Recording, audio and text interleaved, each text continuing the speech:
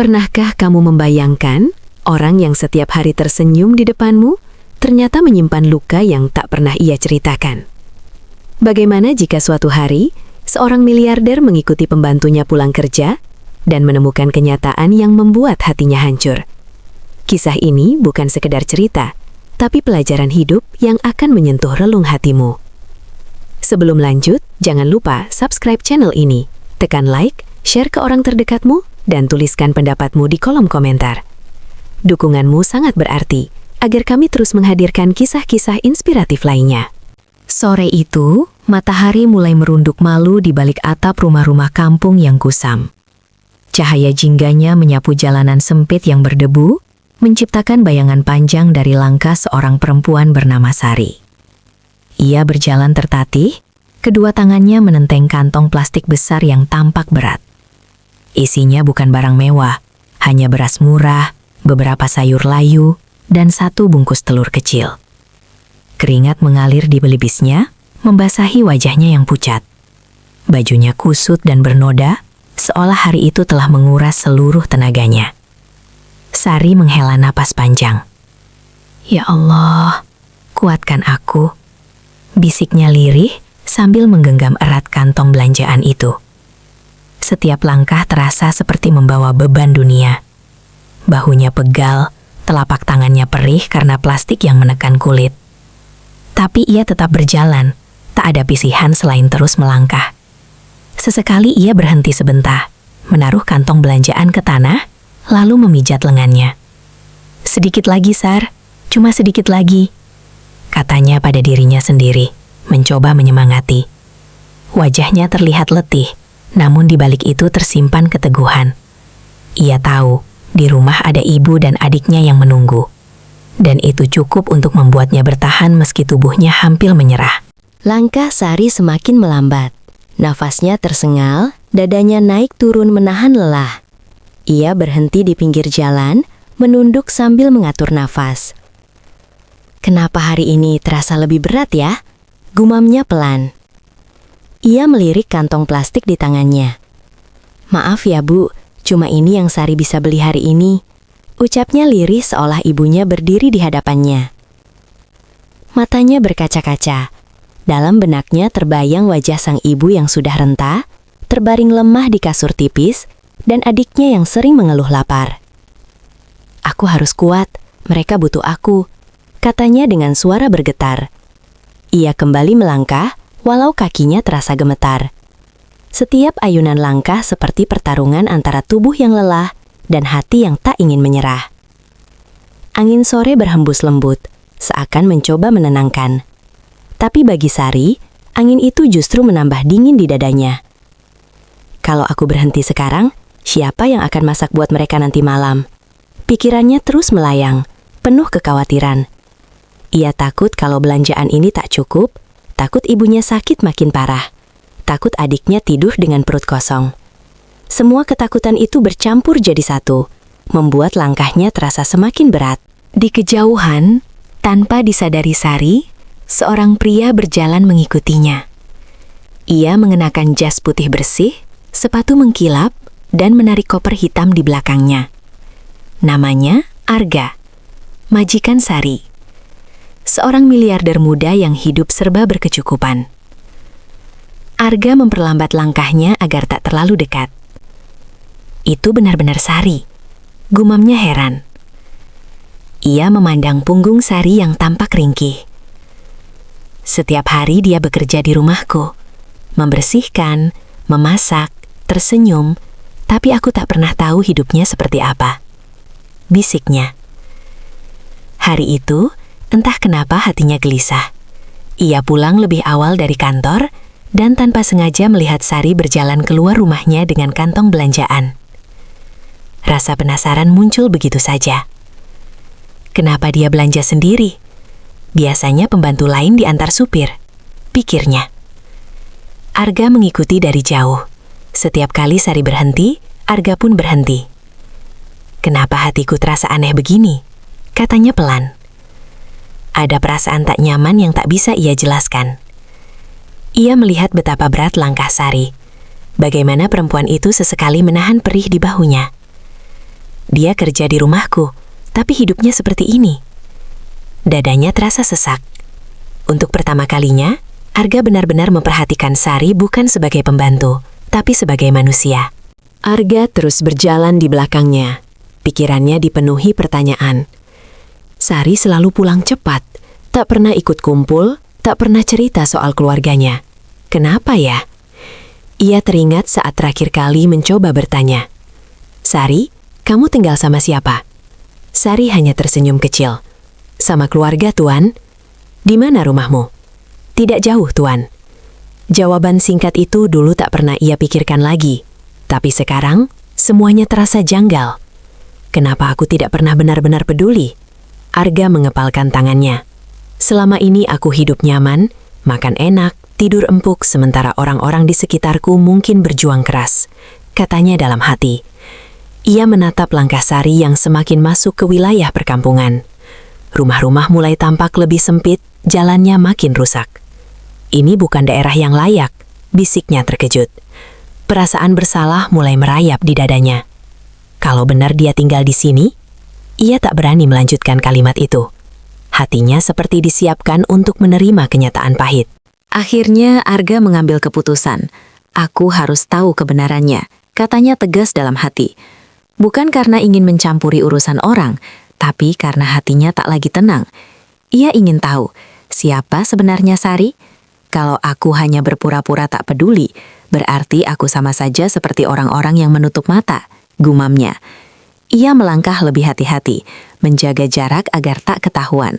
Sesekali ia bersembunyi di balik pagar rumah atau pohon kecil. Jangan sampai dia sadar aku mengikutinya, katanya pelan.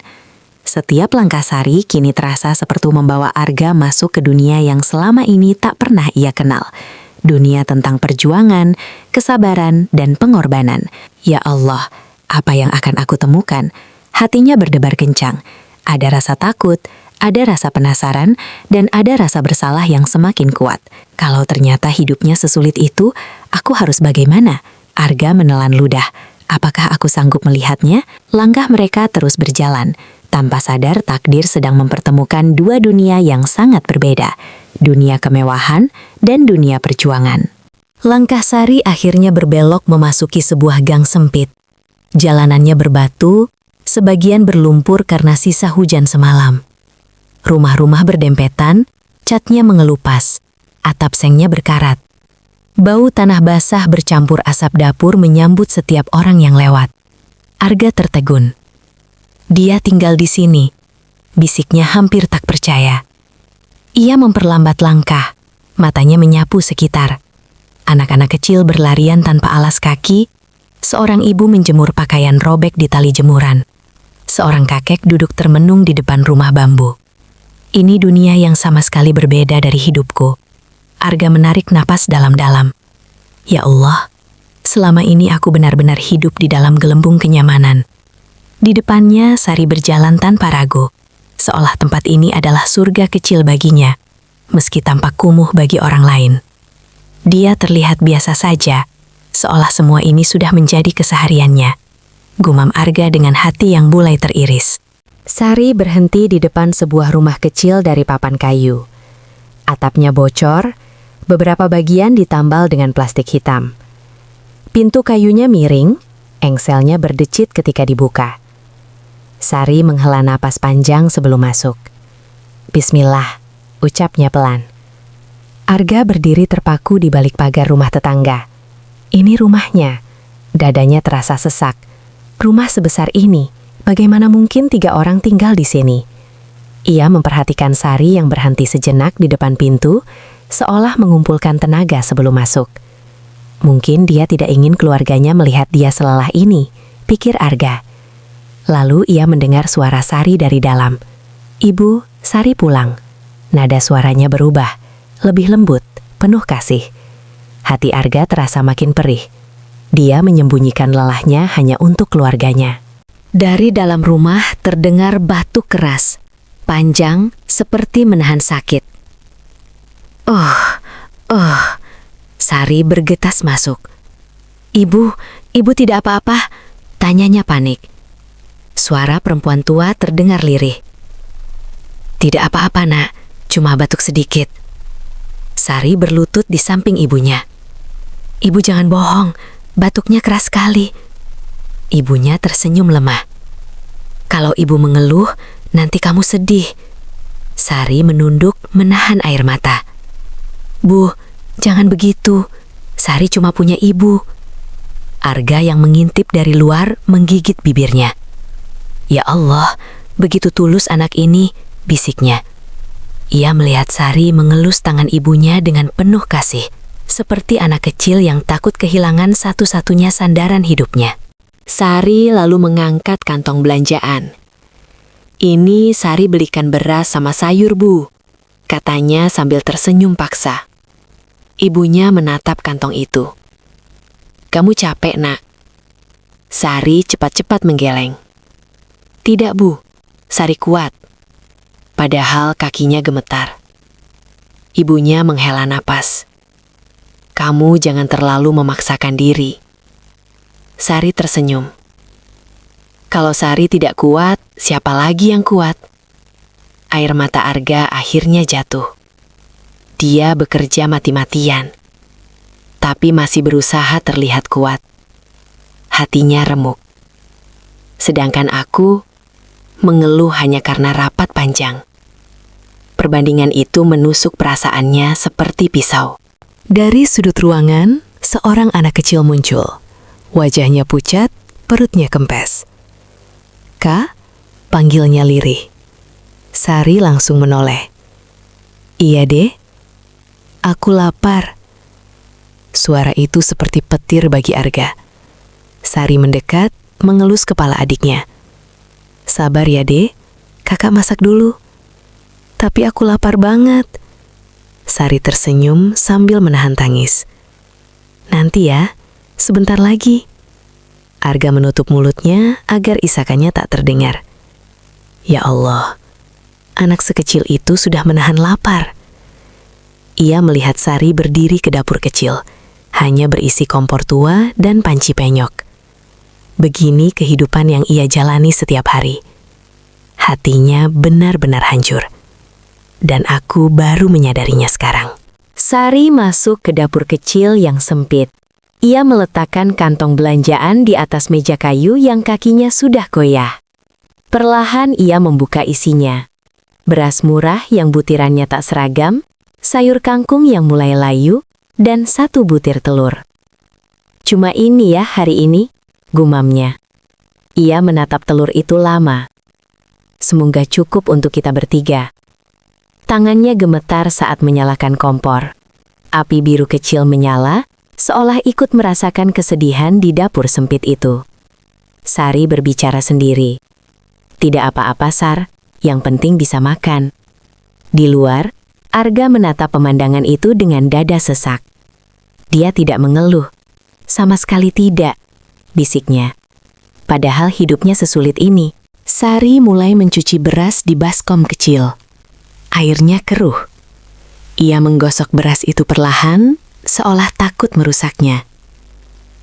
Bu, nanti makannya sedikit saja ya, ucapnya lembut. Ibunya terkejut. Kenapa? Biar adik kenang. Ibunya menahan air mata. Kamu itu selalu mendahulukan orang lain. Sari tersenyum. Tidak apa-apa, Bu. Sari sudah biasa. Arga memejamkan mata. Dia bilang biasa, padahal ini tidak biasa sama sekali, batinnya.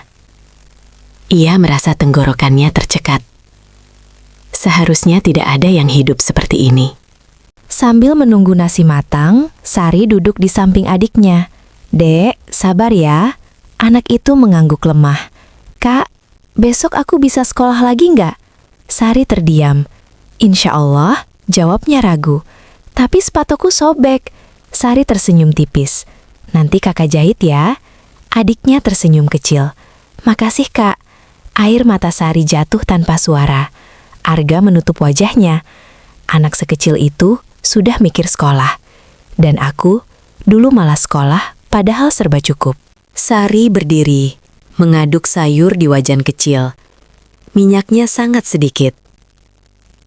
Bu, nanti jangan bilang ke siapa-siapa ya. Bilang apa? Kalau kita cuma makan begini.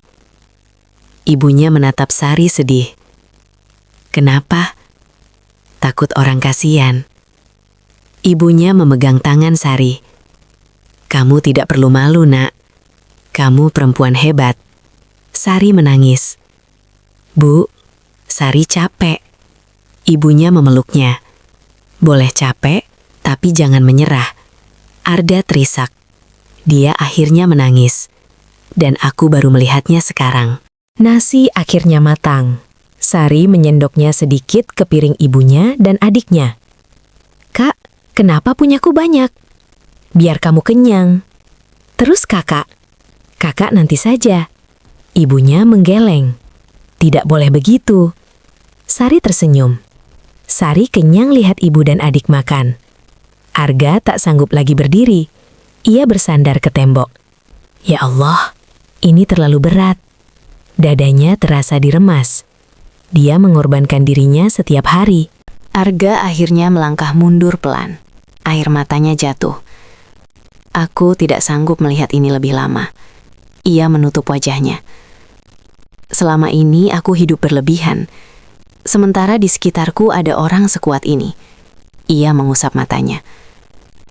Sari, kamu bukan pembantu biasa. Kamu pahlawan bagi keluargamu. Dalam hatinya ia berjanji, aku akan mengubah hidupmu. Aku tidak akan pura-pura tidak tahu lagi. Keesokan paginya, Arga sengaja datang lebih awal ke rumahnya. Ia duduk di ruang tamu sambil menunggu Sari datang bekerja. Wajahnya tampak lebih serius dari biasanya. Sari, panggilnya pelan saat perempuan itu masuk. Iya, Tuan. Sari, duduk dulu. Nada suara Arga membuat Sari gugup. Ada yang salah, Tuan?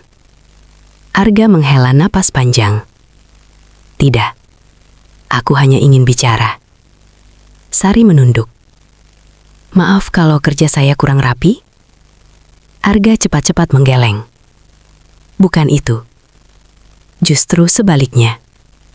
Ia menatap Sari penuh rasa hormat. Kamu perempuan yang luar biasa. Sari terkejut. Tuan jangan bercanda. Aku serius. Arga berdiri. Kemarin aku melihat bagaimana kamu pulang. Sari langsung pucat. Tuan? Aku mengikuti kamu. Sari gemetar. Maaf Tuan kalau itu tidak sopan. Arga mengangkat tangan. Bukan untuk menegurmu. Matanya berkaca-kaca. Aku ingin minta maaf. Sari bingung. Untuk apa, Tuan? Karena selama ini aku tidak pernah peduli. Suara Arga bergetar. Aku hidup nyaman, sementara kamu berjuang sendirian. Arga lalu berkata pelan. Mulai hari ini, gajimu aku naikkan 3 kali lipat. Sari terperanjat. Tuan, saya tidak minta. Aku tahu. Arga tersenyum lembut. Aku juga akan menanggung biaya pengobatan ibumu. Sari menutup mulutnya. Dan sekolah adikmu sampai lulus. Air mata Sari jatuh deras. Tuan, kamu tidak perlu berterima kasih. Arga menggeleng. Aku yang harus berterima kasih. Karena kamu mengajarkanku arti perjuangan. Sari langsung bersimpuh. Terima kasih banyak, Tuan. Arga buru-buru menahan. Jangan begitu. Berdirilah. Sari menangis terseduh-seduh. Saya tidak tahu harus berkata apa. Arga tersenyum. Katakan saja bahwa kamu akan tetap kuat. Sari mengangguk. Iya Tuan, saya akan lebih semangat. Hari itu, 2 kehidupan berubah. Sari mendapatkan harapan baru, dan Arga menemukan hatinya kembali.